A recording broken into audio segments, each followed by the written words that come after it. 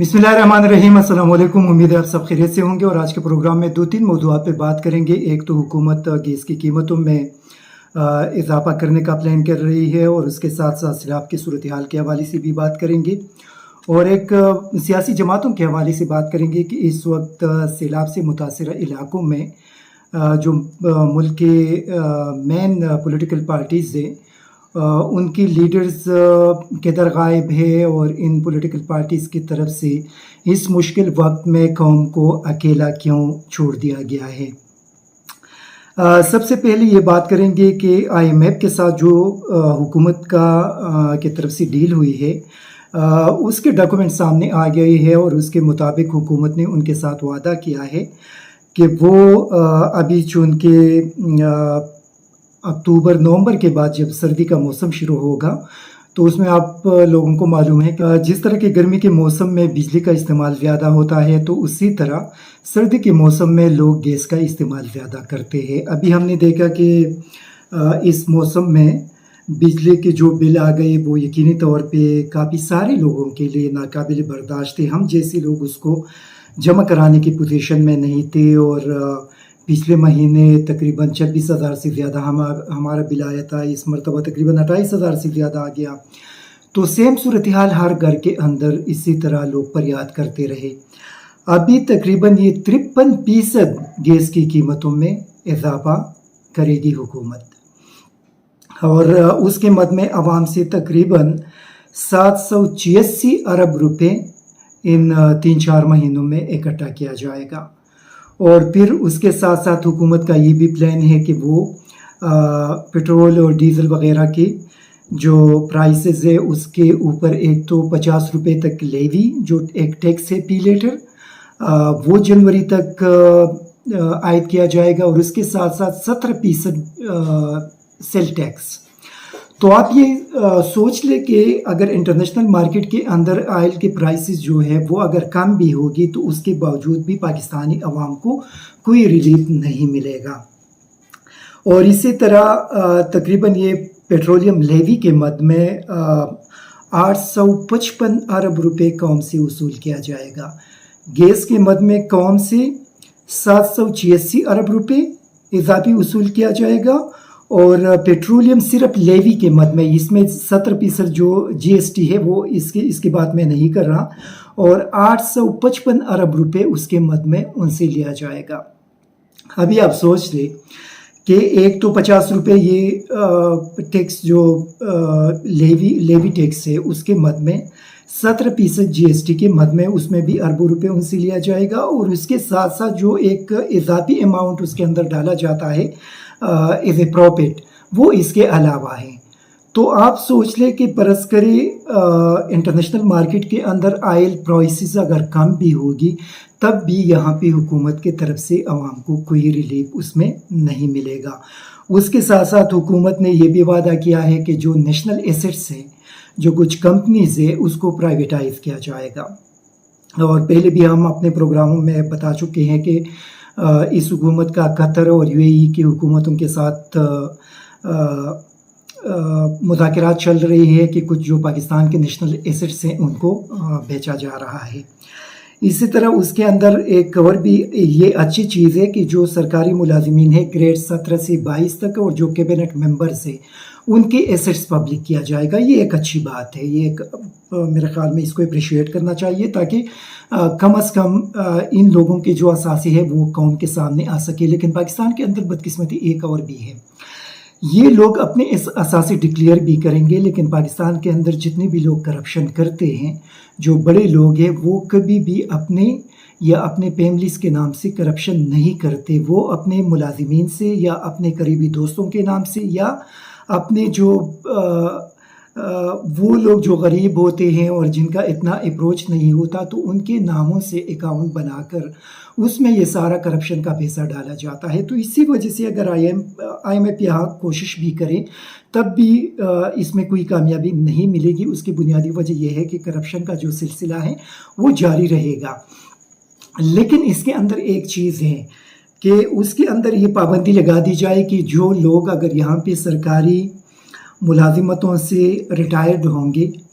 تو یہ دیکھا جائے گا کہ اگر ان کی باہر دنیا کے اندر ان کے یا ان کے بچوں کا کوئی کاروبار ہے تو اس کے جو ثبوت ہے وہ سرکاری اداروں کے سامنے یا قوم کے سامنے پیش کیا جائے گا کہ یہ پیسہ کہاں سے آیا تھا۔ دوسرا، ان لوگوں کو ریٹائرمنٹ کے بعد بیرون ملک جانے کی اجازت نہیں ملنی چاہیے،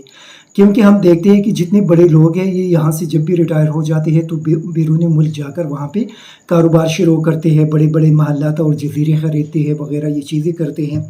تو کم از کم اس پہ پابندی ہونی چاہیے۔ دوسرا، جتنے بھی سیاستدانوں کے بیرون ملک کاروبار ہے تو ان کے اوپر پاکستان کے اندر ان کی سیاست پہ پابندی عائد کرنی چاہیے، کیونکہ اگر یہ باہر دنیا کے اندر کاروبار کرتے ہیں تو وہی پیسہ اپنے ملک کے اندر انویسٹ کیوں نہیں کرتے، یہاں کیوں کاروبار نہیں کرتے۔ اگر یہ لوگ واقعی پاکستان کے ساتھ مخلص ہیں تو یہاں ان کو کاروبار کرنا چاہیے۔ اسی وجہ سے پاکستان کے اندر ان تمام لوگوں کے سرکاری عہدوں پہ تعیناتی پہ پابندی ہونی چاہیے، ان کے پولیٹکس پہ پابندی ہونی چاہیے جو ملک سے باہر کاروبار کرتے ہیں، اور اس سے میرے خیال میں یہ ساری چیزیں پھر ڈسکریج ہو جائیں گے۔ ایک اور سب سے بڑا مسئلہ یہ ہے کہ اس وقت جو حکومت کا پلان ہے، آپ دیکھتے ہیں کہ تقریباً 60% جو پاکستان کی آبادی ہے وہ سیلاب سے اس وقت متاثر ہے، اور لوگ بہت زیادہ مشکل اور تکالیف میں ہیں، اور حکومت کی طرف سے ان کو صرف 25,000 روپے امداد دی جا رہی ہے۔ اگر آپ دیکھ لیں تو اس سیلاب سے بہت زیادہ تباہی ہوئی ہے۔ فرض کرے جو آج کے اعداد و شمار ہے کہ اس میں تقریباً 1265 لوگ اب تک جان بحق ہو چکے ہیں، اور تقریباً 57 لوگ جس میں 17 بچے اور 18 خواتین شامل ہیں وہ پچھلے 24 گھنٹوں کے دوران شہید ہو چکے ہیں۔ اسی طرح اگر آپ دیکھ لیں تو 7,683 لوگ پچھلے 24 گھنٹوں کے اندر زخمی ہوئے، اور جو ہمارے لوگوں کی نقصانات ہوئی ہے اس میں تقریباً 14,27,000 لوگوں کے گھر تباہ ہوئی ہے اس سیلاب کے دوران، اور اس سے جو انفراسٹرکچر ہے اس کو بھی کافی نقصان ہوا ہے۔ تقریباً 5,563 کلومیٹر سڑکیں تباہ ہوئی ہے، اسی طرح 243 پل تباہ ہوئی ہے، اس کے ساتھ ساتھ لوگوں کی دکانیں، یہ چیزوں کو بھی کافی نقصان ہوا ہے۔ فرض کریں حکومت لوگوں کو 25,000 روپے دے رہی ہے، تو آپ مجھے یہ بتائیے کہ جس کا گھر تباہ ہوا ہے کیا ان کا گھر 25,000 روپے سے دوبارہ تعمیر ہو سکتا ہے؟ کبھی بھی نہیں ہو سکتا۔ پھر یہ جتنے لوگ متاثر ہوئے ہیں ان کے اوپر آپ مزید بوجھ ڈال رہے ہیں۔ آپ نے پیٹرول کی قیمتوں میں اضافہ کر دیا، بجلی کی قیمتوں میں اضافہ کر دیا، اور یہ وہ چیزیں جو براہ راست عوام پہ اثر ڈالتے ہیں۔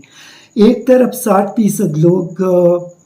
سیلاب سے متاثر ہے، دوسری طرف سے آپ مسلسل مہنگائی میں اضافہ کر رہے ہیں۔ پیٹرول کی قیمتوں میں اضافہ ہو رہا ہے، خوراک کی چیزوں میں اضافہ ہو رہا ہے، یہاں پہ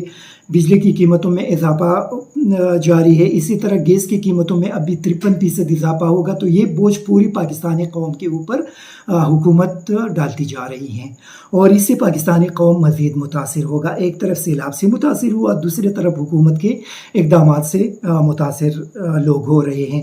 تو یہ میرے خیال میں حکومت بہت بڑا ظلم کر رہی ہے، اور عوام کو ریلیف دینے کے بجائے ان کے مشکلات میں مزید اضافہ کیا جا رہا ہے۔ تو یہ مطلب قوم کو کیا میسج دیا جا رہا ہے؟ یہ اب حیرانی کی بات یہ ہے کہ آپ لوگوں کو کیا میسج دے رہے ہیں۔ ملک کے اندر بے روزگاری میں اضافہ ہوتا جا رہا ہے، جو انڈسٹریز ہے وہ بند ہوتی جا رہی ہے، وہاں جو لوگ کام کر رہے تھے وہ بے روزگار ہوتے جا رہے ہیں۔ اسی طرح جو سیاسی عدم استحکام ہے اس میں مسلسل اضافہ ہوتا جا رہا ہے۔ ڈاکٹر اشفاق احسن صاحب جو اکانومسٹ ہے، اور وہ جو کہہ رہے تھے کہ پچھلے 4 مہینوں کے دوران جان بوجھ کر پاکستان کی اکانومی تباہ کی گئی تاکہ عمران خان اگر اقتدار میں آئیں گے تو کم از کم ان کی حکومت کے لیے کافی ساری مشکلات چھوڑ کر یہ لوگ چلے جائیں۔ تو ان ساری چیزوں کو آپ دیکھ لیں اور پھر آپ سوچ لیں کہ جو ہماری حکمران ہے کیا وہ قوم کے ساتھ مخلص ہیں یا قوم کے ساتھ ظلم کر رہے ہیں۔ ان ساری چیزوں کو دیکھ لیں کہ آپ نے IMF کے $1 بلین کے لیے ان کی کس قسم کے ناجائز مطالبات تسلیم کی، اور اس کے اندر یہ بھی ہے کہ IMF مزید مطالبات کریں گے اور یہ لوگ اس کو تسلیم کریں گے، اس کے اندر یہ پابندی بھی ہے۔ تو میرے خیال میں جو شوکت ترین کے حوالے سے یہ لوگ بتا رہے تھے کہ شوکت ترین نے IMF کے ڈیل کو ناکام بنانے کی کوشش کی اور یہ غدار ہے وہ ہیں، آپ مجھے یہ بتائیے کہ شوکت ترین کا جو آڈیو تھا وہ کس نے ریکارڈ کیا اور کس نے اس کو لیک کیا؟ IMF کی ڈیل سے پہلے جن لوگوں نے اس کو ریکارڈ کیا تھا اور جن لوگوں نے اس کو لیک کیا، تو وہ لوگ غدار ہیں یا شوکت ترین غدار ہیں؟ غدار تو وہ لوگ ہیں جن لوگوں نے اس کو ریکارڈ کیا اور پھر پبلک بھی کیا اپنے واٹس ایپ گروپ کے ان لوگوں کے ذریعے۔ تو میرے خیال میں اس میں اگر آپ دیکھ لیں تو غداری تو ان لوگوں نے کی جن لوگوں نے اس کو پبلک کر دیا IMF کے ایک دن قبل ان کے ایگریمنٹ سے۔ تو اسی وجہ سے اگر جب آپ دوسروں پہ غداری کے الزامات لگاتے ہیں تو پہلے جو آپ غلطی کر لیتے ہیں وہ لوگ پوائنٹ آؤٹ کر دیتے ہیں، وہ پکڑے جاتے ہیں۔ ایک اور بنیادی چیز یہ ہے کہ اس وقت اگر آپ سیاسی جماعتوں کے کردار کو دیکھ لیں یا ان کے سرگرمیوں کو دیکھ لیں تو اس وقت سب سے زیادہ جو کام سیلاب سے متاثر علاقوں کے اندر الخدمت فاؤنڈیشن کر رہے ہیں، اور اب تک سب سے زیادہ پیسہ جو اگر وہاں پہ خرچ کیا ہے تو جماعت اسلامی کے الخدمت فاؤنڈیشن نے تقریباً 600 کروڑ روپے ابھی تک وہاں پہ خرچ کر چکے ہیں۔ دوسرے نمبر پہ عمران خان صاحب ہیں، انہوں نے تقریباً 550 کروڑ روپے جو اپنے اس پروگرام میں جمع کیا، اور اس میں تقریباً کچھ راؤنڈ اباؤٹ 230 کروڑ روپے ان کے بقول ان کے متعلقہ اکاؤنٹس میں پہنچ گئے ہیں اور باقی پہنچ جائیں گے۔ لیکن مجھے یہ بتایا جائے کہ ان دو جماعتوں کے علاوہ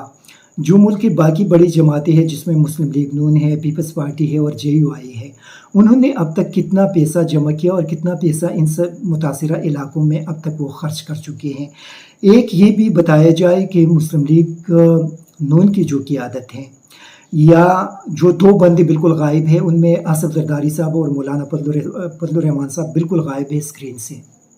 یہ مجھے بتایا جائے کہ مولانا صاحب جب شہباز شریف کے ساتھ جب وہ وزیر اعظم دورہ کر رہے تھے تو ان کے ساتھ وہ DI خان کے اندر تو نظر آئے تھے، لیکن اس کے اندر مولانا صاحب اور زرداری صاحب اب تک کے کون سے علاقوں میں گئے ہیں، کہاں پہ سیلاب متاثرین سے ملے ہیں، کہاں پہ ان کے پولیٹیکل پارٹیز جو ہے وہ انہوں نے ان لوگوں کی مدد کی ہے، اور کہاں پہ ان لوگوں نے آ کر عوام سے ان متاثرین کے لیے پیسہ جمع کیا ہے۔ یہ قوم کے سامنے یہ پوری میرے خیال میں اس کی تفصیل سامنے آنا چاہیے۔ یہ وہ لوگ ہیں جو کل ان کے پولیٹیکل پارٹیز آ کر ان 60% متاثرہ لوگوں کے سامنے جائیں گے اور وہاں پہ ان سے کہیں گے کہ آپ ہمیں ووٹ دے دیں کیونکہ ہم پاکستان کی خدمت کرنا چاہتے ہیں۔ تو زرداری صاحب، مولانا صاحب اور باقی جو مسلم لیگ نون کی قیادت ہے وہ قوم کو بتائے کہ انہوں نے سیلاب متاثرین کے لیے اب تک کیا کچھ کیا ہے۔ مریم نواز صرف 2 جگہوں پہ گئی ہیں، وہاں پہ یہ بھی بتائیے کہ انہوں نے کتنا امداد اپنے ساتھ لے کر گئے تھے اور کتنا امداد وہاں پہ انہوں نے تقسیم کیا۔ اگر وہ بات کرتے ہیں شہباز شریف صاحب سے تو وہ پاکستان کے وزیر اعظم ہیں، اور جو پیسہ اگر حکومت کی طرف سے خرچ کیا جا رہا ہے تو وہ پاکستانی قوم کا پیسہ ہے، وہ مسلم لیگ نون کا نہیں ہے، نہ پیپلز پارٹی کا ہے، نہ JUI کی ہے، یہ پاکستانی قوم کا پیسہ ہے۔ تو اسی وجہ سے یہ جو 3 مین پولیٹیکل پارٹیز ہیں یہ بھی اپنا پوزیشن قوم کے سامنے واضح کر دی کہ انہوں نے ابھی تک سیلاب متاثرین کی کتنی خدمت کیا اور ان کے لیے کیا کچھ کر دیا۔ جو سب سے زیادہ اس وقت اپریشیٹ کرنا چاہیے وہ جماعت اسلامی کی الخدمت فاؤنڈیشن ہے، انہوں نے بہت اچھا کام کیا، بہت زبردست کام کیا، اور یہ جو 600 ارب روپے انہوں نے اب تک خرچ کیے ہیں تو یقینی طور پہ ان کو اپریشیٹ کرنا چاہیے۔ اور اس کے بعد ابھی خان صاحب وہ جا رہے ہیں ان علاقوں میں، تو ہمیں امید ہے کہ وہ بھی اپنے پارٹی کے ذریعے ان لوگوں کی جو خدمت ہے وہ جاری رکھیں گے، لیکن یہ جو مین پولیٹیکل پارٹیز ہیں ان کو بھی اس سخت ٹائم میں لوگوں کی خدمت کرنی چاہیے۔ Thank you very much. ISTV Pakistan کو سبسکرائب کریں اور بیل آئیکن کو دبائیں مزید ویڈیو اور اپڈیٹس کے لیے۔